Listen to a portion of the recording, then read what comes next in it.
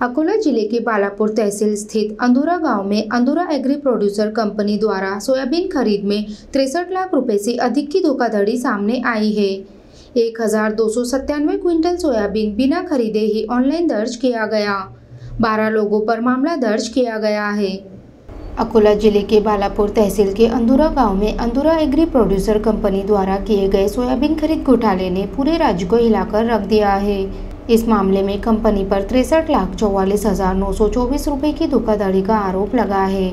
जानकारी के अनुसार कंपनी को सरकारी योजना के तहत न्यूनतम समर्थन मूल्य पर किसानों से सोयाबीन खरीदने की जिम्मेदारी दी गई थी, लेकिन जांच में सामने आया कि 1297 क्विंटल सोयाबीन की खरीद केवल कागजों में ही की गई, जबकि असल में यह सोयाबीन नाफेड के गोदाम में जमा नहीं हुआ। इस गड़बड़ी के चलते शासन को लाखों रुपए का नुकसान हुआ। इस मामले में कंपनी के संचालकों समेत 12 लोगों पर आर्थिक और आपराधिक मामला दर्ज किया गया है।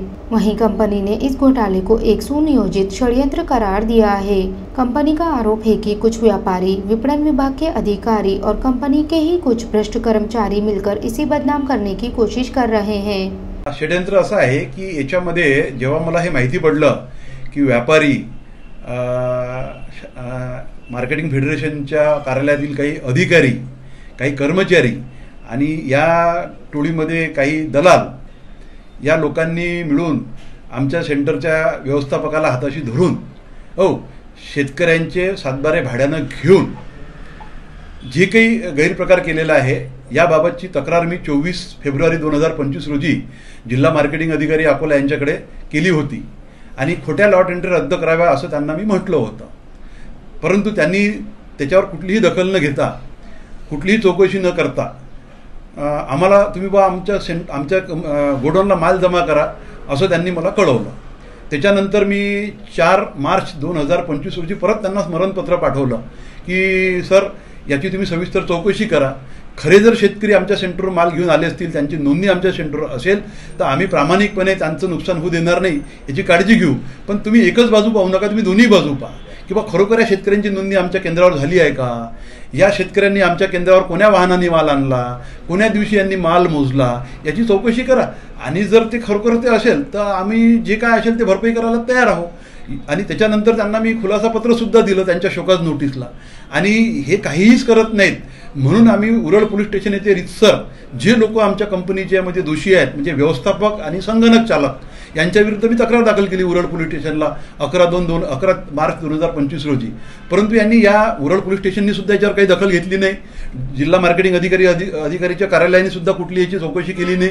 काही चौकशी न करता यांनी 23 मार्च 2025 रोजी उरळ पोलीस स्टेशनला रात्री 8:30 वाजता तक्रार दाखल केली आणि पोलिसांनी सुद्धा कुठल्याही याची शहनिशा न करता किंवा कुठल्याही गोष्टीचं व्हेरिफिकेशन न करता आमच्यावर गुन्हे दाखल केले। जांच में यह भी सामने आया कि कुछ व्यापारियों ने किसानों के नाम पर उनके जमीन रिकॉर्ड लेकर उनके नाम पर फर्जी खरीदारी की। इस घोटाले में कुछ अधिकारी भी शामिल हो सकते हैं, जिन पर अब जांच की जा रही है। कंपनी के अध्यक्ष प्रशांत वराड़े ने बताया कि इस धोखाधड़ी की शिकायत 24 फरवरी और 4 मार्च को जिला विपणन अधिकारी से की गई थी। इसके बावजूद कोई कार्रवाई नहीं की गई। 11 मार्च को पुलिस में शिकायत दर्ज कराई गई, जिसके बाद मामला दर्ज किया गया। अब इस पूरे घोटाले में कौन दोषी है और कौन निर्दोष, इसकी निष्पक्ष जांच की मांग की जा रही है।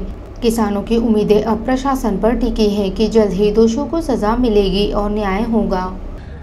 पोलीस स्टेशन उरळचे जे ग्राम अंदुरा हद्दीमध्ये मारुती काकडे जे जिल्हा पणन अधिकारी आहे यांच्या तक्रारीवरून अंदुरा ॲग्रो प्रोडक्ट्स लिमिटेड या कंपनीचे संचालक तसेच पदाधिकारी एकूण मिळून 12 जण यांच्या विरुद्ध 60 ते 70 शेतकऱ्यांचा 101,271 क्विंटल अंदाजित किंमत आहे 63,44,900 रुपयाचा एवढ्याचं जे सोयाबीनचं आहे यांनी अपहार केल्याचा गुन्हा दाखल आहे।